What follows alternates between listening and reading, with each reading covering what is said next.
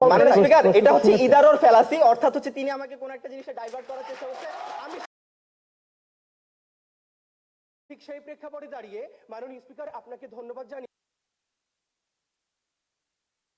বাংলাদেশে আর কোন বিনা ভোটের নির্বাচন হোক, সরকারের দায়ভারটা সবচেয়ে বেশি প্রধান। নির্বাচনে বিতর্কিত বিতর্কিত বানচাল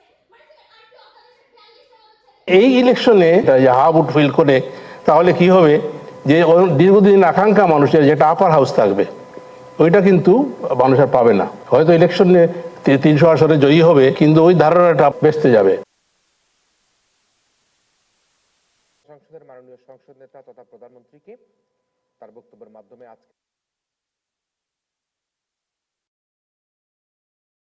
জাতীয় সংসদ নির্বাচনে যারা অংশগ্রহণ করতে পারছে না তারা কিন্তু বিভিন্নভাবে এই আসন্ন জাতীয় সংসদ নির্বাচন গণভোটকে ভণ্ডুল করবার জন্য, গণভোটকে বিতর্কিত করবার জন্য নানা রকম ভাবে তারা তাদের অপতৎপরতা ব্যস্ত রয়েছে।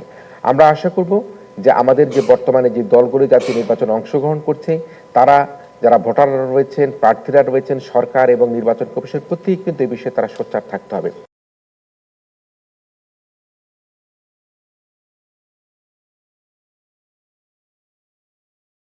আমরা নির্বাচনকে যদি সুষ্ঠু করতে পারি তাহলে কিন্তু আমরা আমাদের কলঙ্ক থেকে মুক্ত পাব।